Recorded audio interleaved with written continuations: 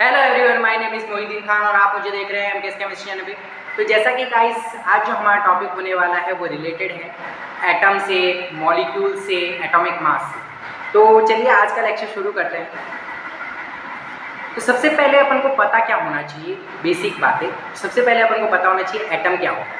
Atom के बारे में हम बात करने वाले हैं कि what is atom, basically atom होता क्या है, क्योंकि केमिस्ट्री की दुनिया की शुरुआत यहाँ से होती है।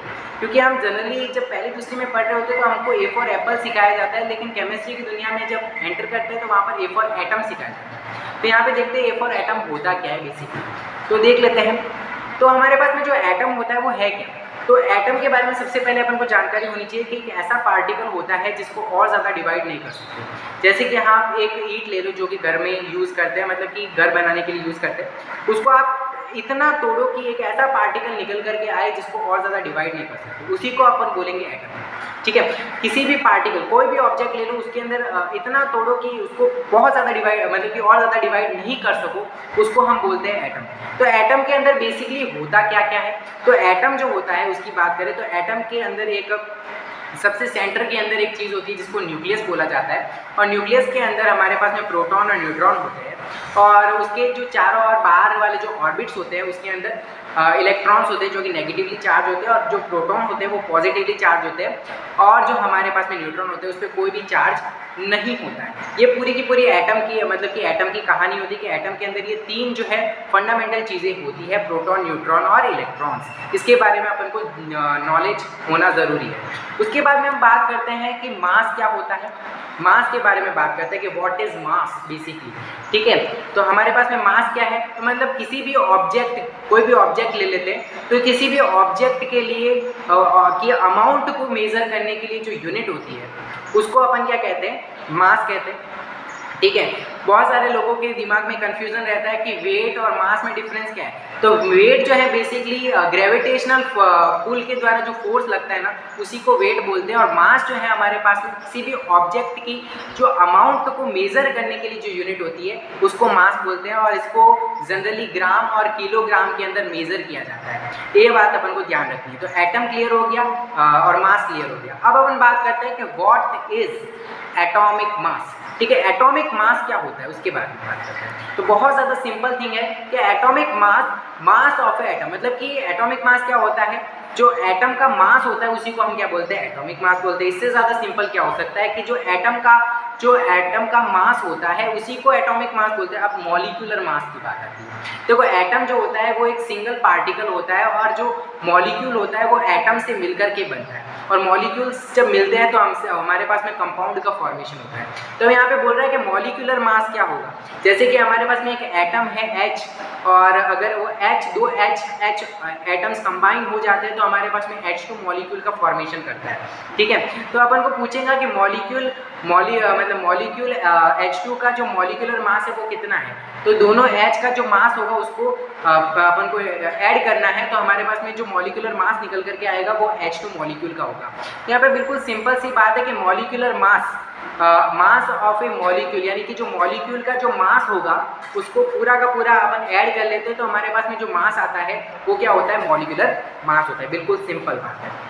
अब अपन बात करते हैं कि हम फाइंड कैसे कर सकते हैं। बेसिकली हम ये बात करते हैं कि एटॉमिक मास को हम फाइंड कैसे कर सकते हैं, कैसे इसको निकाल सकते हैं। तो करंट डेट में अपन बात करें तो आज हमारे पास में बहुत सारी टेक्निक्स अवेलेबल है। जैसे कि हमारे पास में है मास स्पेक्ट्रोमेट्री, जिसके थ्रू अपन अच्छी खासी एक्यूरेसी के अंदर क्या कर सकते हैं, एटॉमिक मास को कैलकुलेट कर सकते हैं। लेकिन पहले के ज़माने के अंदर, पहले के टाइम के अंदर जब हमारे पास में ये टेक्नोलॉजी अवेलेबल नहीं थी, डेट द टाइम अपन क्या करते थे, उस टाइम अपन क्या करते थे, तो उस टाइम में अपन हाथ पे हाथ धरे तो बैठते नहीं थे। तो अपन क्या करते थे, हमने खुद की सिस्टम बना लिए।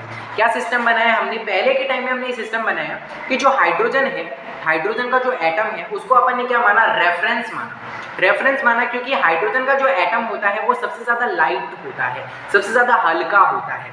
ठीक है, और उसको हमने एटॉमिक मास 1 असाइन कर लिया कि इसका एटॉमिक मास कितना है, 1 है, ठीक है। और इसके एटॉमिक मास से जो भी हाइड्रोजन एटम से रिलेट करता है उससे हम क्या करते हैं, एटम्स को हम क्या करते हैं, उसके एटॉमिक मास को असाइन करते गए। बिल्कुल सिंपल सा हमने एक सिस्टम बना लिया। लेकिन करंट की डेट के अंदर हमारे पास में जो रेफरेंस है वो हाइड्रोजन नहीं है, और उसको अपन ने हाइड्रोजन किसको बनाया, फिर हमने कार्बन 12 को हमारे पास में रेफरेंस बनाया। अब ये कार्बन 12 जो है अपन को पता है एक आइसोटोप होता है कार्बन का, जो जिसका जो मास होता है एटॉमिक मास वो 12 होता है, ठीक है। तो ये अपन ने इसको रेफरेंस बनाया। 1961 को इसको क्या किया था, एक्सेप्ट किया गया था, इस ठीक है, इसे एक्सेप्ट कर दिया गया था। फिर उसके बाद में हमारे पास में क्या करा गया कि एक यूनिट बनाई गई, जैसे कि जो कार्बन 12 है उसका जो एटॉमिक मास है वो कितना है 12, और उसके लिए एक यूनिट डिफाइन की गई कितनी, AMU, यानी कि कार्बन 12 जो है उसका जो एटॉमिक मास है वो कितना असाइन किया गया, 12 AMU, यानी AMU का फुल फॉर्म होता है एटॉमिक मास यूनिट, ठीक है। तो हमारे पास में 1 AMU कितना हो जाएगा, सिंपल मैथमेटिक्स है कि 1/12 into mass of 1 carbon 12 atom, बिल्कुल सिंपल सा है। लेकिन एग्जैक्ट कितनी वैल्यू है उसको अपन निकालते हैं किस तरीके से हो सकता है, ठीक है, एग्जैक्ट वैल्यू निकालते हैं। तो 1 AMU इज इक्वल टू, हम देख लेते हैं यहाँ पे क्या हो सकता है हमारे पास में। तो यहाँ पे देखो 1 AMU is equal to 1/12 the mass of 1 carbon 12 atom. तो अपन एक एग्जांपल ले लेते हैं, जैसे कि कार्बन है, तो कार्बन का जो एटॉमिक नंबर होता है वो कितना होता है, 6 होता है, ठीक है। कितना होता है, 6 होता है।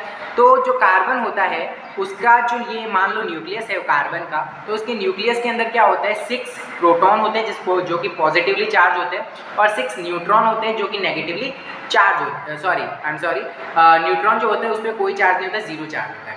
और इसके बाद जो ऑर्बिट्स होते हैं उसके अंदर क्या होते हैं हमारे पास में, इलेक्ट्रॉन्स होते हैं जो कि नेगेटिवली चार्ज होते हैं, ठीक है। तो इलेक्ट्रॉन, प्रोटॉन और न्यूट्रॉन की जो नंबर्स होती है वो सेम होती है, बेसिकली हम पता है, ठीक है। तो अपन देख लेते हैं कि 1 AMU is equal to calculate करना है अपन को। तो इसके अंदर 6 प्रोटॉन है, 6 न्यूट्रॉन है और 6 इलेक्ट्रॉन है। तो हम इलेक्ट्रॉन को नेग्लेजिबल मान सकते हैं यहाँ पे, ठीक है। इलेक्ट्रॉन को क्या मानते हैं, नेग्लेजिबल मानते हैं। तो यहाँ पे देख लेते हैं मास ऑफ 1 कार्बन एटम सबसे पहले अपन को कैलकुलेट करना होगा, क्योंकि अपन को मास ऑफ 1 कार्बन एटम अगर पता होगा तो यहाँ पे अपन वैल्यू रख करके कैलकुलेट कर सकते हैं। तो मास ऑफ 1 कार्बन एटम क्या होगा, 6 mass of proton plus 6 mass of neutron, ठीक है। तो इन दोनों को ऐड करना, ठीक है। प्रोटॉन और न्यूट्रॉन का नंबर तो समान ही है, तो इन दोनों को हम सेम मान सकते हैं कि नहीं मान सकते, बिल्कुल मान सकते हैं। प्रोटॉन और न्यूट्रॉन को हम सेम मान सकते हैं, ठीक है। तो इस तरीके से हमारे पास में 12 MP आ गया, मास ऑफ प्रोटॉन आ गया, ठीक है, ये आ गया। अपन को पता होना चाहिए कि 1 मास ऑफ प्रोटॉन कितना होता है, तो वो होता है 1.66 इंटू 10⁻⁻24 ग्राम्स होता है। तो इधर वैल्यू रख देते हैं, यहाँ पे इसकी वैल्यू यहाँ पे क्या की पुट की गई, 12 इंटू 1.66 इंटू 10⁻⁻24 ग्राम्स होती है, ये अपन को पता होना चाहिए। उसके बाद में अपन को क्या करना है, यहाँ पे ये जो हमारे पास में ये वैल्यू कहाँ से निकल के आ गई, 1 मास कार्बन 12 एटम की निकल करके आ गई। तो ये वैल्यू जो है हमने यहाँ पर पुट करी, तो यहाँ से 12 से 12 कैंसिल आउट हो जाएगा। क्या हो जाएगा यहाँ से, हम देख लेते हैं यहाँ पे क्या हो गया, यहाँ पे जो यहाँ से 12 से 12 कैंसिल आउट हो जाएगा। तो हमारे पास में 1 AMU निकल करके आएगा 1.66 इंटू 10⁻⁻24 ग्राम्स निकल करके आता है। तो ये वैल्यू अपन को याद रखनी है कि 1 AMU is equal to 1.66 into 10⁻⁻24 grams होता है। तो ये बात की आज की क्लास के अंदर। वीडियो पसंद आया तो लाइक कर दीजिए, चैनल को सब्सक्राइब कर दीजिए। मिलते हैं जल्दी की नेक्स्ट वीडियो के अंदर। Thank you so much for watching, bye.